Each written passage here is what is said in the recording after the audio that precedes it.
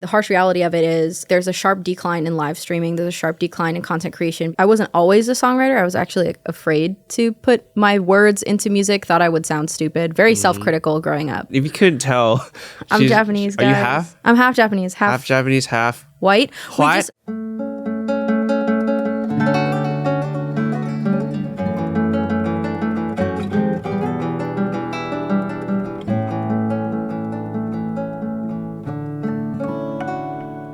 Welcome back to the Koi Pond. Everybody take a moment to see how you're feeling. Take a look around you. And then while you do that, I would like you to collaborate and listen. Ice is back with a brand new invention. Anyway, hi, welcome. We have a very, very special guest today. She is my friend. She's a very creative person. Beautiful voice. This is Alana. Go ahead and tell them about yourself, Alana. My name is Alana. I work in esports currently, and I make music. It's my creative outlet. And sometimes I play games on Twitch. But that's pretty much like... How did we meet? That's something I want to talk about. And go. Technically we met on Twitch. Ooh. So I think I came into your chat and we played a couple games, and that's how we met. And then I became friends with another mutual friend of ours. And he randomly was like, we're just going to like jump scare Can and introduce you to him. I think it was at Rodeo. Yeah, somewhere in Orange County. Yeah, it's just some... You're talking about Brandon? Yeah, I'm talking about Brandon. I'm talking about Brandon, yeah. Mr. Brando. Yeah, okay, yeah.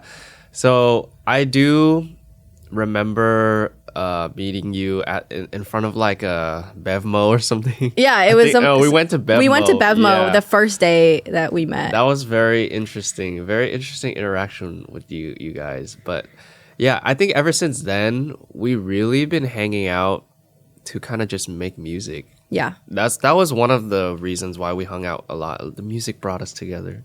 Isn't that great? No, I thought it was really cool that you knew how to sing. We worked on a few songs, and you actually taught me a lot about like how to control my voice. Actually, do you have any like tips right now for someone who doesn't know how to sing? Like what would you tell them? I would say there's like fundamentals you should learn, but the biggest thing is really listening to yourself and recording yourself and seeing how you sound at your current state, and then putting some of those like foundation, like fundamental things into practice, and then recording yourself again and seeing if it changes anything. Because the more you listen to yourself, the more aware you'll be about like, oh, am I in pitch, or what does my tone sound like? Am I nasally? Am I throaty? Like, what's the vibe? And how do you listen to yourself? Because I like the idea of examining where you're currently at, but how do you know what to listen for? How do you know if, does this sound good? Let's say you had no coach.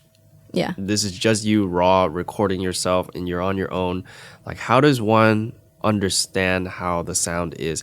Would it help to have like references, or like what's your thought process for that? I definitely would say pick a couple songs that you feel really confident singing. Maybe some that are a little bit out of your range as well, or like feel a little uncomfortable if you don't really know what your range is. And then listen back to them, and also listen to the original track and see where your voice starts to differ within like how much power or breath they're using. You can usually tell what that sounds like. If there's a little more like air in the voice or less. And then like that? Yeah, like someone could sing like... You could sing like you're talking, that's more like belting, but then if you get a little quiet and a little more airy, that's more like you know, you're adding more air to the airy texture. Yeah, air. Oh. More airy. I don't know what I do, to be honest. It's a little breathy from what I remember. I think I started breathy because I didn't understand what am I supposed to do with my throat. Your throat. My throat. And then you gave me some tips. I think you were the one that told me like just sing like how you would talk. Yeah. And I'm like, oh, and I could start to feel the vocal cords. And then from there, I just kind of took that. I sing on my own, by the way. I don't know. I don't sing around you a lot, but I do try to sing on my own a lot. And I've been thinking about that too. Like I constantly think about like, what do I really sound like? And sometimes the way I sound in my head, like, you know how your vocal cords are like vibrating, you could hear yourself. Yeah, yeah. Right? But then when you hear it back from a speaker, it's like, oh, I don't sound like how I sound like in my head. Yeah, you sound vastly different, actually. Yeah. Why is that? Is that because of like the way our ears are like picking up the vibrations in our head? I'm sure that's part of it. I think it's also anytime you put your voice through some like kind of software or anything, the frequency is going to change a little bit. So it's not going to sound exactly how you think it sounds like in real life in the space with us, especially with whatever's playing back at you. So it's really important to also, when you're making music, listen on a bunch of different devices, as you know. Oh, I love doing that. Yeah, so it sounds different coming out of different speakers and in different rooms. So really there's a bunch of factors that make you sound different. I honestly usually attribute it to us just being our own worst critics and like hearing ourselves back. We're like, oh my gosh, that sounds so much worse than I thought it did. And it's I do just that all the time. Yeah, it's just because you're just in your head about it. It really doesn't sound that bad. Really? Yeah. It doesn't sound that bad. I think that's actually a good saying. Like, as soon as you catch yourself going, oh, I sound like crap, then you got to say, it's not that bad. It's not that bad. Well, here's the thing. Like, I'll be making music. I have a bunch of demos that are unreleased because really music is more of a creative outlet for me to like channel my emotions and like the stress of life and stuff that's going on. But I have a bunch of demos that I'll make. And when I write them, I'm like, dang, that felt really raw. And then I'll listen back and I'm like, oh my God, that is terrible. I don't want to listen to this. I cannot stand the sound of my voice. I come back to it like a year later and I'm like, okay, you know what? It's not that bad. It's not that bad. And I'll listen to stuff about like me singing when I was 12 or 13. And I used to be so hard on myself because I was literally in show choir. And in show choir where I grew up, it was super competitive because they based the TV show Glee off of my high school. Oh my god! And their show choir. That's you. Yeah. Your Glee. Yeah, but no, like, yeah. So it was really one of those instances where I realized because of the space I was in, there was a lot of like negativity towards myself, especially when it came to my voice and singing and art, because I was constantly comparing myself. But that's high school. That's high school, right? But I took that. And I listen to myself now when I'm like 13 or 14 and I think, okay, I had braces. I was still going through like puberty. Okay. And I sound great. Oh. And like I listen to it now and I'm like, for a 14-year-old, you put it into perspective as you get older. You're True. like, I've grown a lot and I really wasn't that bad when I started. Dang. So let's start the very beginning of your musical journey. Even before show choir, like what was the thing that prompted you to go, I'm going to sing? Well, my dad was a musician. My dad was a blues artist. He toured and did a lot of stuff before I was born. And then once I was born, he kind of slowed down a little bit because, you know, you got to focus on your family. But I think my earliest recordings are from when I was like 2 or 3. What? Helping my dad. No way. Helping my dad in the studio, test out like a lot of his stuff. I did a lot of sound checks and mic checks for him. And I've always been into like singing and music. And I think. And recording as well. Yeah, recording. That's a different thing too. Yeah. Wow. Yeah. And then what happened after you learned how to do all that with your dad? I think I really started pursuing like talent shows and stuff because I really thought growing up, man, I'm really not good at anything but singing. Like there was a bunch of other things. Like everyone always told me, oh, you're so smart. You're so good at art. But I would always like look at it and be like, doesn't really speak to me though. It's not something I feel like I excel in greatly. And then music was the one thing I gravitated towards. So I stayed with it. And I think when I entered my first talent show, I think I was 10 years old. Whoa. I wrote my first song with my dad. I recently just rediscovered it. I found it. It's on a CD somewhere. I might have to like actually bring it to you though, because I don't know if I have the digital file. We gotta like burn it into like a MP3 or well, however that works. you can literally burn it directly from the disc. But yeah, I had it from when I was 10. I wrote it with my dad. It's literally called I Am the Girl, and it's a self-empowerment song. So I've really been thinking of re-recording it because it was professionally recorded in my dad's studio. What year was that? I was 10. 2000? So, no. 2000? 2000. Oh, I'm 26 now. I was born 98. So how did you find the words to kind of express your lyrics and stuff? Because I know you're a songwriter too, and not just a singer, you're a songwriter. And that's a whole different process in itself, because I come from a music production background and being in band and stuff, where it's just instrumental, right? But then when I discovered like, oh, you can like write songs and lyrics and stuff, and that just feels way different. Like what comes to your mind when you're like writing things? Like how does that process even work?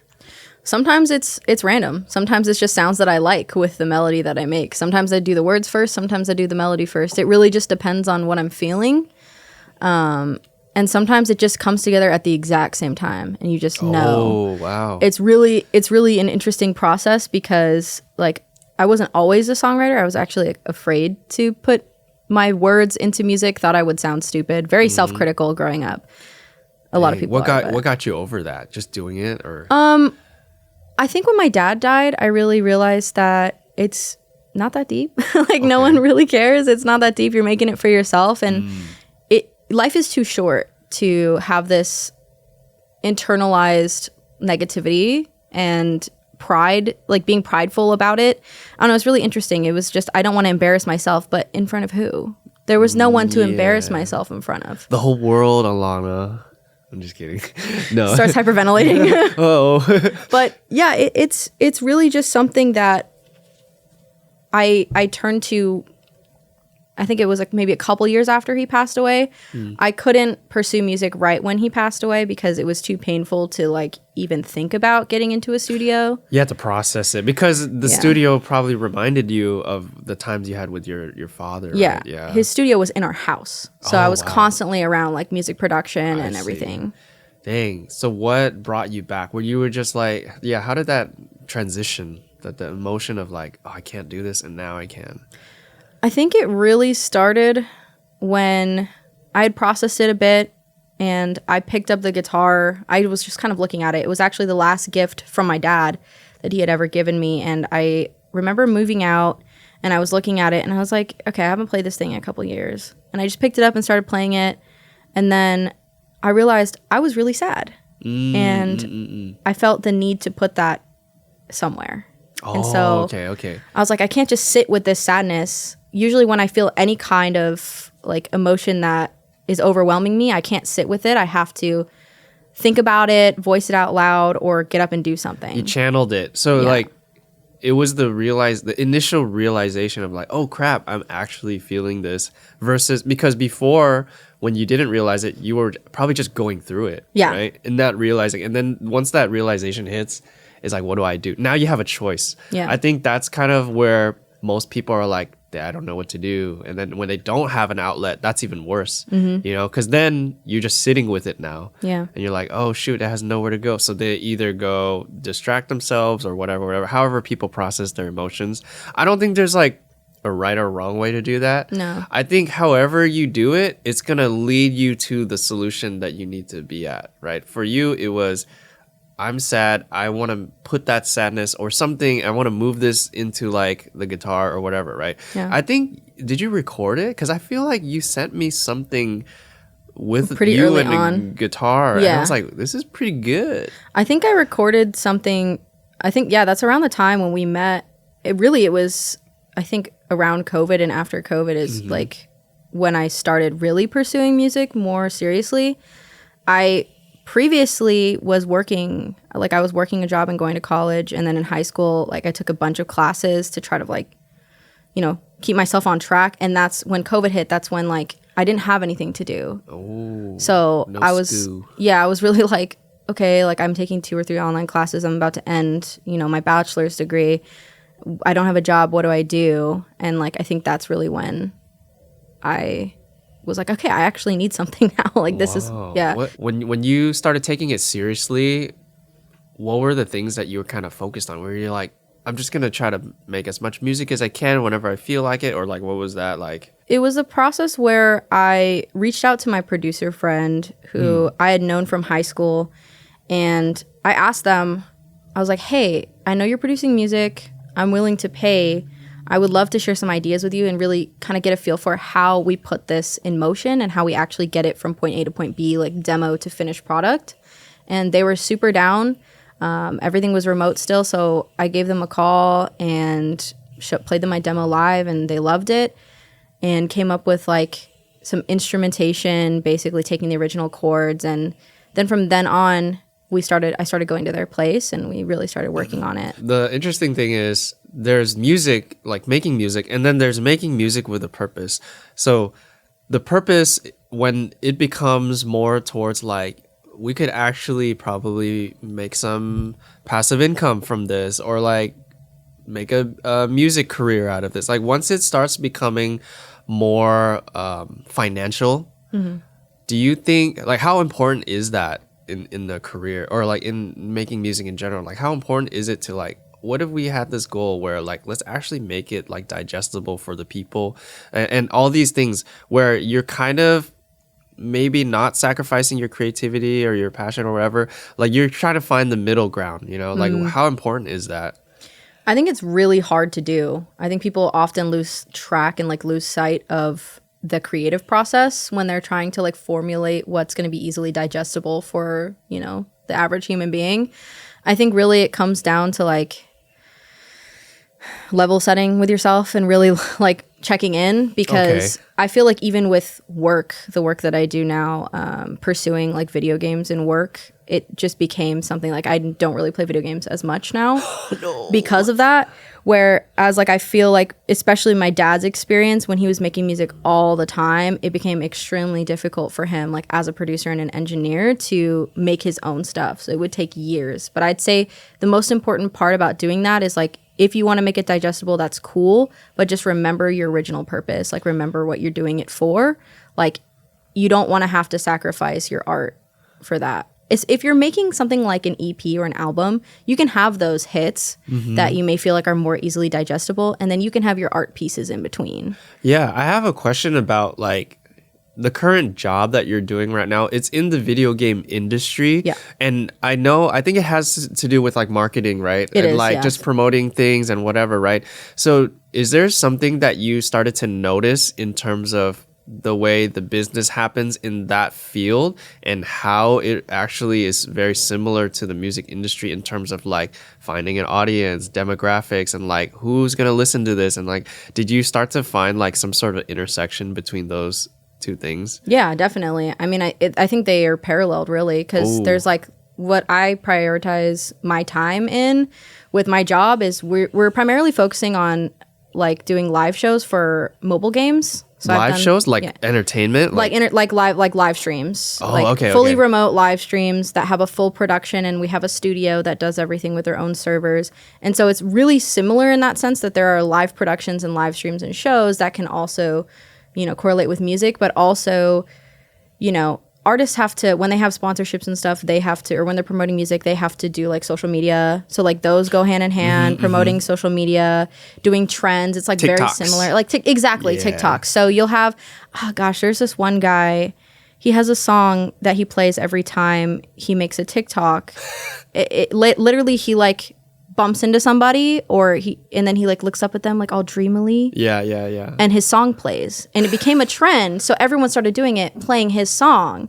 And that's a very similar thing that we do, you know, in esports when promoting a game or when promoting like, you know, content. They'll do a trend, but featuring whatever product it is or whatever game it is. Exactly. So I think like PUBG Mobile did a dance challenge with the Kinjas. Yeah. Yeah, so that's really cool. Yeah, it's really similar in that sense. I really like that a lot of the things in the different industries are they have this thing. It's all about connecting with people. Yeah. That's the basic thing. If you're trying to make money or you're trying to make a career, it has to be able to communicate. Whatever you're making has to be able to communicate to other people, right? I think that's obviously a very general statement, but the thing is, people forget that. Like, they think too inwardly sometimes, where they're like, I just want to make what makes me feel good, and me, right? Yeah. And you can easily fall into this trap of like I'm just feeding my own ego with my music that I like. Right. But then, yeah, sometimes you got to take a moment and go like, how do I actually feel about this, and like, how do other people feel about this, and get feedback. You know, that's another hard thing too, is when you're making stuff that you like and then you receive feedback from other people. Oh my gosh, it's hard. That's the hardest part. I remember when this is like kind of a tangent, but I remember when I was dating around, like on the dating apps, and people would ask me, oh, well, what kind of music do you do? And I would share it with them, and they were also in music. They'd be like, yeah, honestly, I don't know what you want me to say about that. I'm like, you asked me. Swipe left. Yeah, literally, I was like, okay.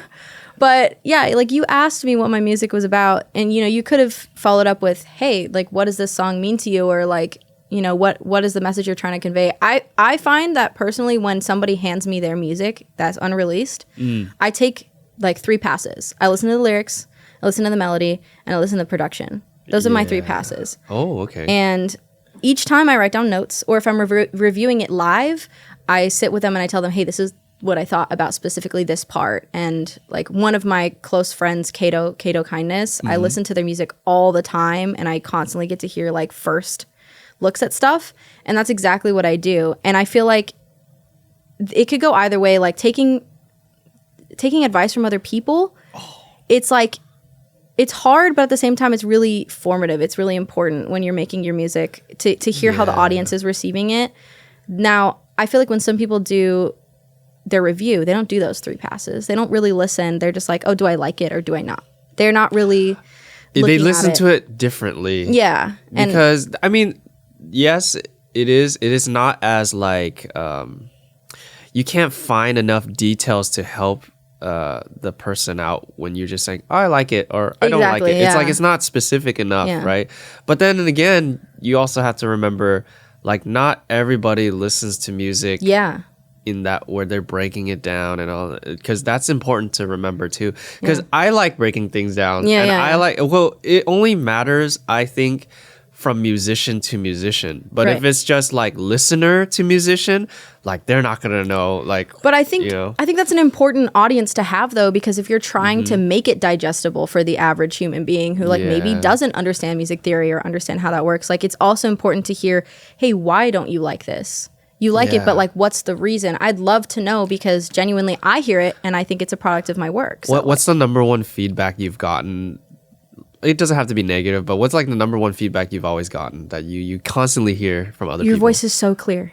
Okay. It's so crystal clear. Okay. And like, that is actually an insecurity of mine, because I always thought my voice didn't have enough grit or enough character when I sang. But you gotta lean into it now. Yeah, and so that's what I've been doing, doing like EDM features and stuff. That's what I've really been leaning into, because I feel like, with the track I want to go on, it's more R&B based.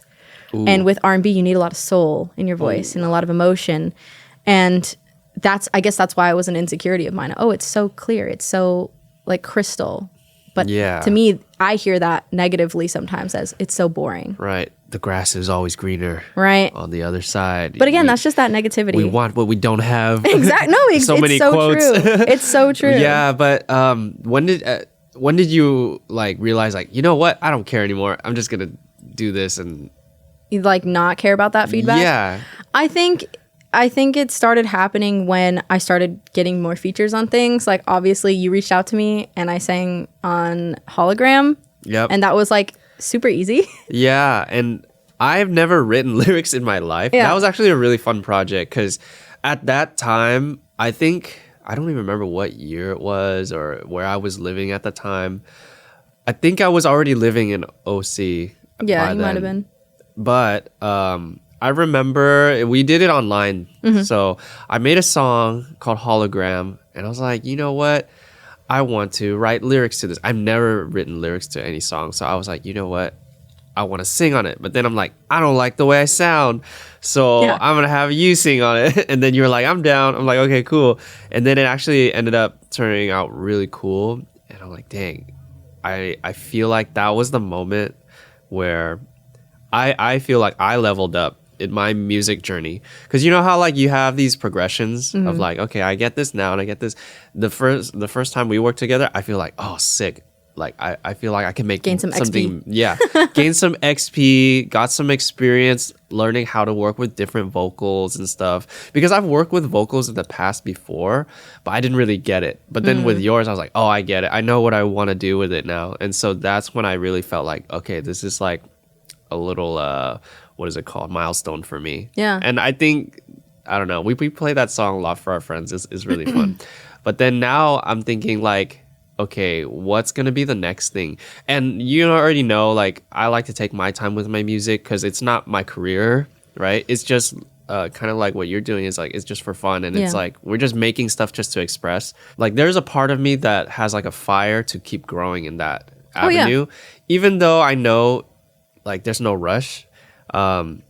I still very actively listen to music with my producer ears. Like I do that a lot. Yeah. And even with the music that has nothing to do with the genre that I make too, I think that's really important. Oh, super. Yeah, because I've been listening to a lot of like video game OSTs and like orchestral stuff, maybe even some classical stuff, and just random stuff that I would never make, but I really like the melodies and I really like the sound. And then that way I feel like you'll have something to kind of pull from, like inspiration to pull from. Then when you go back into your, usual settings and your default settings, you can actually start changing it from there. Yeah. But yeah, have you ever done any producing? Any producing myself? Yeah. I have. When I make like my demos, that's usually where I do it. I still don't feel very confident in it.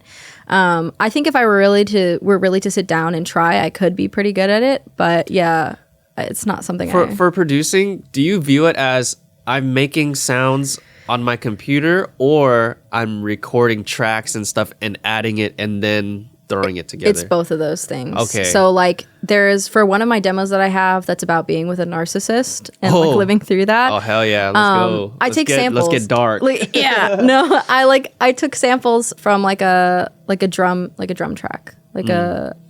Like a drum sample, put it in, recorded my guitar over it, recorded some like background vocals, reversed the background vocals, reversed some of the guitar to make it like, I've always found that reversing guitar makes it kind of sound like you're going back in time, like the way the strings like go up to the sound. And that's kind of what I wanted. So I took like the first bar, reversed it, and then played it into itself. Yeah. So that it would climax and then play like the proper melody.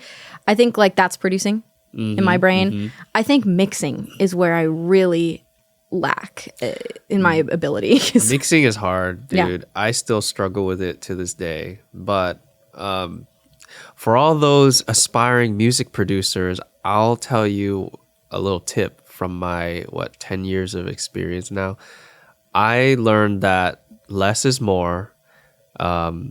I typically tend to cut out things more than I add on, if that makes sense. Because a lot of producers that are beginners tend to fall into the trap of like, this doesn't sound like it's good enough. Let me add on. Then they add frequencies and they add all these things.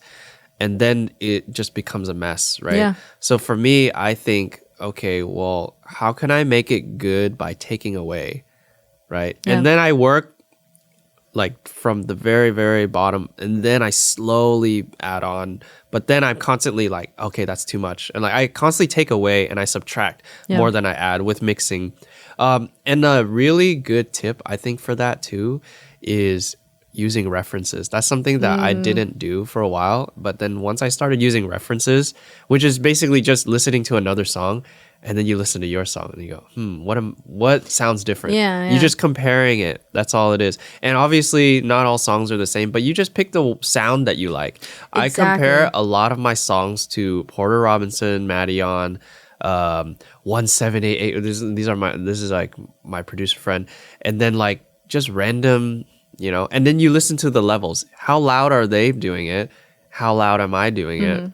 And then you just kind of go from there and you tweak it from there. But yeah, man, you know what I got into recently too is writing songs on guitar. Yeah, that's my primary form of writing music is on the guitar. What is it about guitar that's so like fun to write? I think I went from computers and sounds and synthesizers to finally like playing a real instrument, because I never really played guitar that much. And you've seen me kind of like go through this journey of like, I'm just figuring out Keshi songs and like whatever. And now I'm at the point where I'm like, oh, I actually really like these chords. I'm just going to write them into my own patterns and whatever.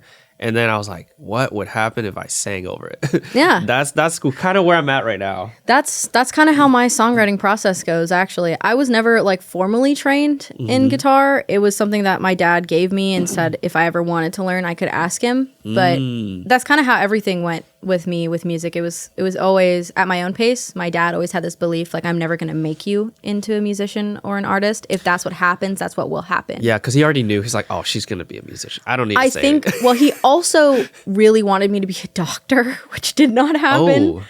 He was like, you know, living through that experience, he really wanted to make sure that I would be stable financially. Of course. And now I'm working in another entertainment field, so it's not really what he wanted, but sorry, Dad. As long as it's stable, right? Yeah. Because music, like, you're not going to make money right away. Like, you got to have a job. I always tell people, anybody that wants to have a career as any artist, literally anything creative, like, get a job first. Yeah. Or have income first before you do anything creative, because you don't even know. It's a risk, you know. You don't even know if that's going to make you money now or even later. You don't know, right? But there's definitely strategies to get you there, but you also have to think, like, is the journey worth it? I was just talking about this with my boss, but like paralleled within gaming and content creation. So we were just talking about the reality, the harsh reality of it is like there's a sharp decline in live streaming. There's a sharp decline in content creation because people are going back to work and they have jobs. Whereas like in COVID, we saw this huge boom because everyone was at home. So now all of these content creators that are used to getting really good sponsorship deals are suddenly not because the money is no longer there and the viewership is declining. Whoa. So some of these content creators have never had a real job. Right, real. I'm putting air quotes, but a job with like a salary or like an hourly pay that's consistent. So they're used to just pumping out content, it doing well, and making loads of money off of it. And now that the sponsorships are starting to dry up, they're having to transition into do the opposite thing where they made it big at first, and now they have to have something sustainable and stable. Yeah, how painful is that, you think? Because I definitely have friends that have numbers, and then didn't have numbers, and now they're like, okay, there's always people that go through this wave of like, oh shoot, what I'm doing is fun and it's making me money, and then now it's not making me money. What am I gonna do? You know, that's definitely happened to me. I will say, because with dancing, I used to have it as my full-time job, but then like, you know, everything comes to an end, nothing is permanent. It just started declining, and I'm like, I need to do something else for money, but I still wanted to be a creative. So I kind of pivoted into editing. Yeah, that's kind of my journey. I went to dancing to editing. And then now I'm kind of like, okay, editing's stable. I'm going to go back to dancing. Like, I'm just going back and forth, round and round, different things. And music has kind of always been there as well. But then I realized that if I were to pursue anything for money, like, just know that it's not going to be permanent.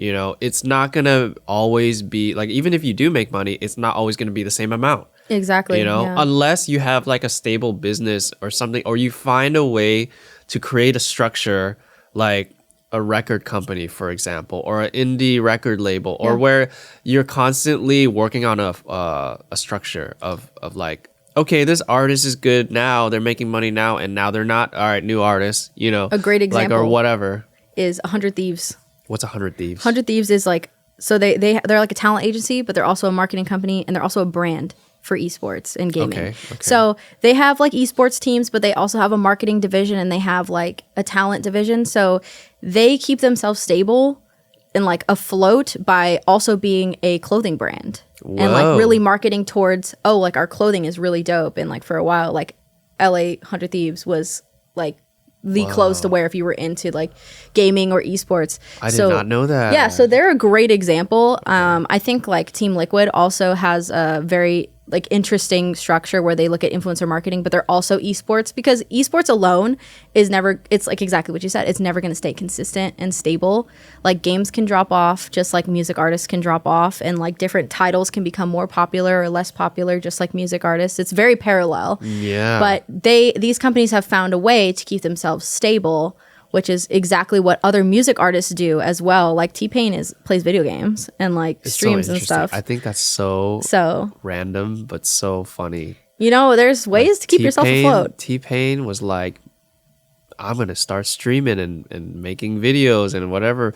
And then, because if you really think about it, he hasn't been really releasing music. Not really, yeah. I haven't heard anything new from him, but then he's still relevant because of gaming, which is crazy to me. Like everyone, actually, now that you mention it, I do remember during COVID, a lot of my friends started becoming streamers too, and myself as well. I did it because I'm like, well, everyone else is doing it, and I love playing video games. I'm just gonna start streaming. Yeah. And then once I started making a little money from it, I'm like, oh wow, this is really cool that you can make money, but it's a lot of work. It is. And it then is a lot of work. when I decided, I was like, do I want to continue this lifestyle of sitting in my chair, talking to strangers on the internet, playing games, and making money? It almost felt like something was off. So I said, nah. Yeah, it's certainly not for everyone. And I think if it is for you, you have to definitely have a balance, because that depression of being inside can hit hard. I want to talk about your streaming journey, because I knew, like, when I first met you, I always viewed you as like, oh, you're a Twitch streamer, and you were really good at it too, because I knew that you had like so many different like things going on your streams. Yeah. So like, tell us about how you started streaming and then what happened. I actually started streaming really with really poor quality. I think at like 17, when my dad passed away, I started playing video games more consistently to like kind of escape, honestly. Yeah, it's okay. It's but I was playing Destiny, and I remember I started streaming that, and I started streaming Overwatch. And then from then on, I was like, okay, maybe I need to get a PC, because I was in college and I wanted to join the team. And then I thought, okay, well, if I have a PC that can run this game, now I can live stream. And so then I started just streaming games, and as my community started getting larger and I started dealing with like, a lot of hate and stupid stuff, I was like, okay. The internet. Yeah, I was like, maybe I need to get mods, and maybe I need to actually take this a little more seriously. I really experienced a boom during COVID, of course, when Twitch Sings was still an application that was runnable. Okay. It had a short run, I think maybe like a year or two, but they had a bunch of tracks, karaoke tracks that they had paid for licensing to allow people to sing it live on stream. And you had like a little avatar. It was kind of like, have you ever played like Rock Band or SingStar, where, there's like a little... Like a track. There's like a track, and they're like, oh, your arrow is hitting it because you're perfectly in pitch or whatnot. They also had this ability to be in a party, so you could karaoke party with people, and that's when like party from other streamers. Yeah, like you could invite other people to come in. Okay. And then you would sit in a lobby together.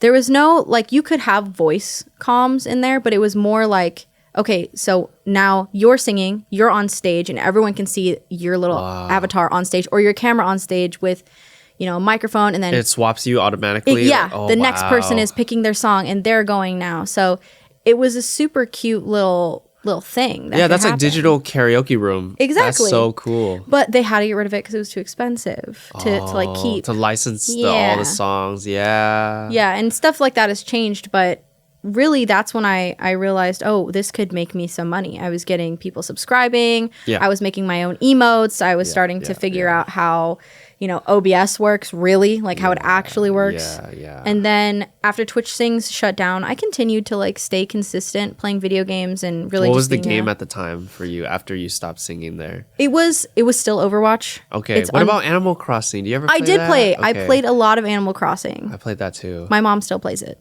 Like, That's to this day. really funny. I really want to make her a streamer because I think people would love watching her. Dude, and mom her streamers? takes. Yeah. That's the thing. There's so many grandmas too. Yeah.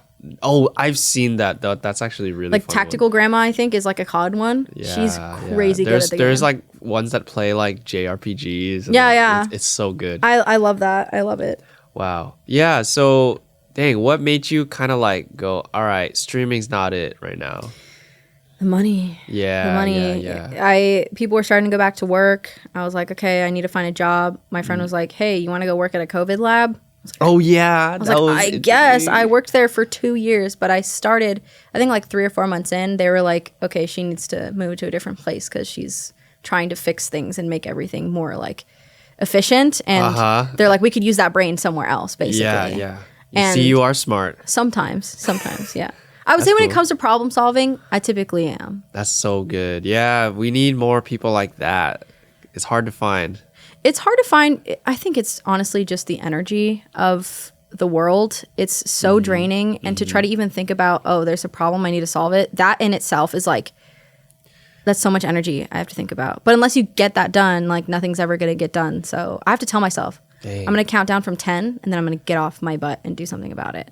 And I start counting down. Discipline right there. A lot of people mostly count to 10 and go, all right, I'm still here. Yeah. No, it's again, I think having that like strong sense of self-pride is really like a double-edged sword, because I'm like, if I commit to something, I commit to something. I'm very like diligent with that. Yeah. Whereas like, you know, also having that self-pride is sometimes can like not actually lead to preservation, but stop you from growing. Yeah, I mean, that's an interesting topic for sure. Like sometimes when we always want to solve problems, or when we're in the mindset of solving problems all the time, it could lead us into places where like, wait, there was never a problem, but we're kind of making it like based off of our perspective. It's like, does this need to be fixed? Yeah. Because sometimes the best solution to certain situations, especially like if it's emotional ones, like sometimes you just don't do anything. You just need to like listen, or you just need to chill. Yeah. You know, just don't do anything, because that could hurt you more than help you for sure. But yeah, man, that is like some emotional IQ stuff. Yeah. That I wish I knew earlier. Yeah, I mean, it takes time to develop, you know, that part of your brain that's like, let me think about this critically and not let my emotions overrun me. But I think the biggest thing that I learned was that emotions pass after 30 minutes. Is that a fact? Like, yeah, it's like that's the average cycle that your body goes through. Dude, 30 minutes is kind of a long time. It is a long time, but that's why outlets are important, that we talked about, circling back on that. Like me feeling emotional and being like, okay, I really don't feel good right now. I can't just sit here and let it pass. Let me do something with it.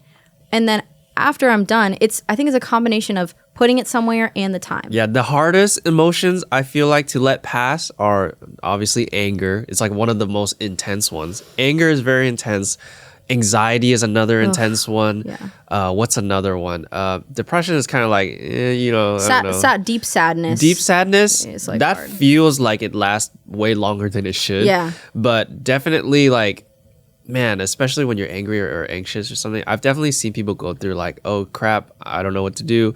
And then, yeah, you're right. Probably about 15 to 30 minutes, it kind of just dies down naturally. Yeah, and you're able to think a bit more clearly because you don't have all that stuff going on. I never actually really counted how long that lasts. Yeah, I think the average is like 30 minutes is when you're finally kind of more regulated. So that's why self-soothing and like finding things that regulate you are so important, even if it seems stupid to do at the time. Like, oh, I'm angry, I'm not gonna take deep breaths, or I'm anxious, I'm not gonna hold your breath. Like I'm just gonna tank it, you know? Like that's not. Yeah. I learned a lot from therapy when it comes to self-soothing and stuff, and finding those activities, which is why I like do all that stuff. You know what's crazy too is typically if you do nothing, it'll last about 30 minutes, right? Yeah. But people tend to do something and then say something or feed the fire, right? They say something and they don't realize you're actually steamrolling yourself, and you're making the emotion like do this. It's like growing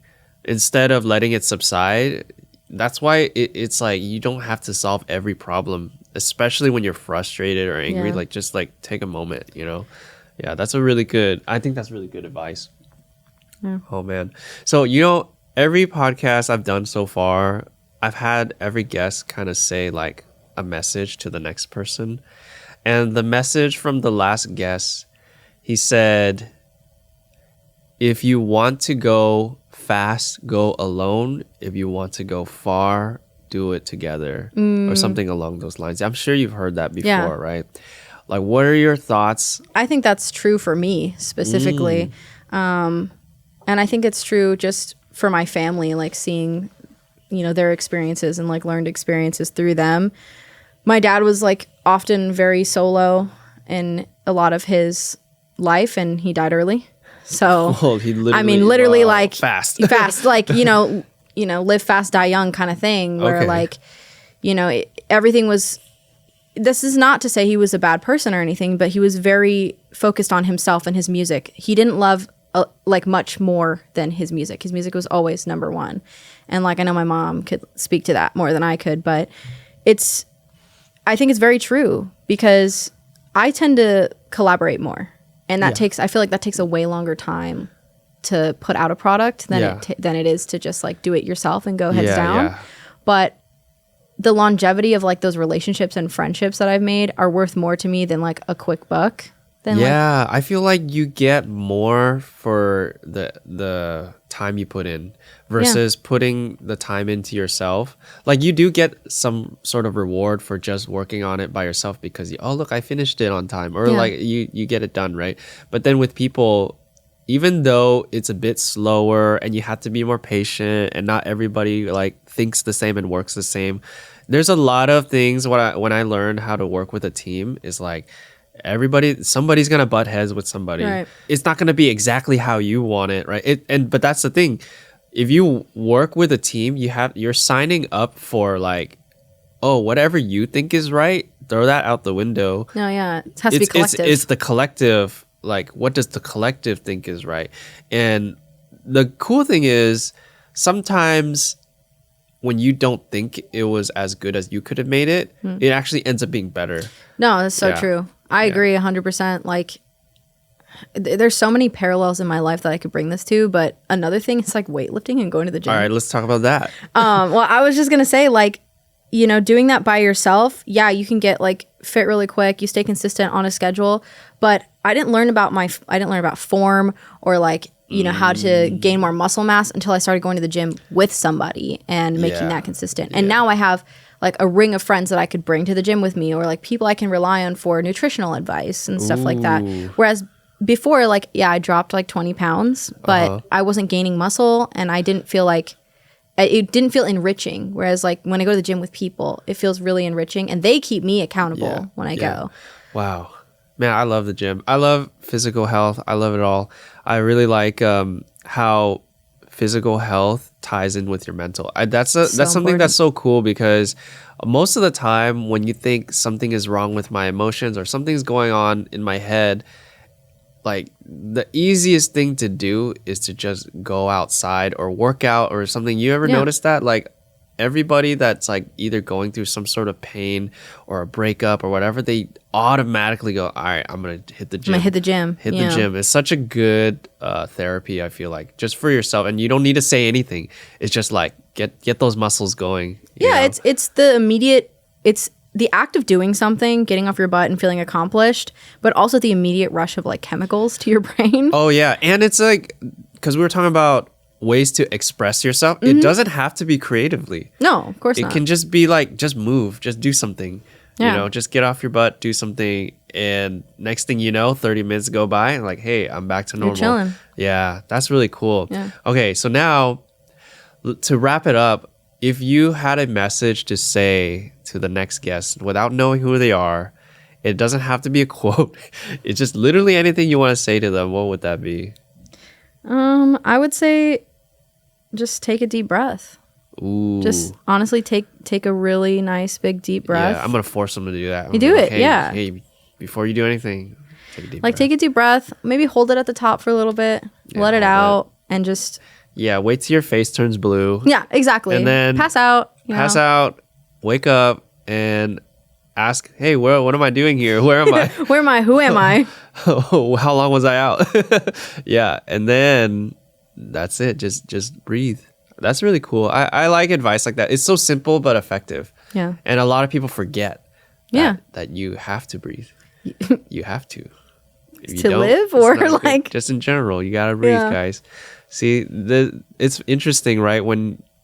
If you're a listener of this podcast, and most of the time none of the guests know each other, but a lot of the times everyone has like some sort of similar theme or message, which is like be present, take a breath, appreciate where you are. There's so many dude, you gotta watch the rest of it once it comes out. I will. There's a lot of messages that you'll find interesting because then some of them conflict with each other and it's really funny. Yeah. So this is gonna be an interesting one. The reason why I like to have the guests pass on messages to each other is because one, I think there's always something important to take away when someone has something to say, right? If somebody has something to say, you can either take it as a lesson or not, but I think it's important to include that because I do want someone to take away something from this, right? It's not you're just not just listening to us yap. Yeah.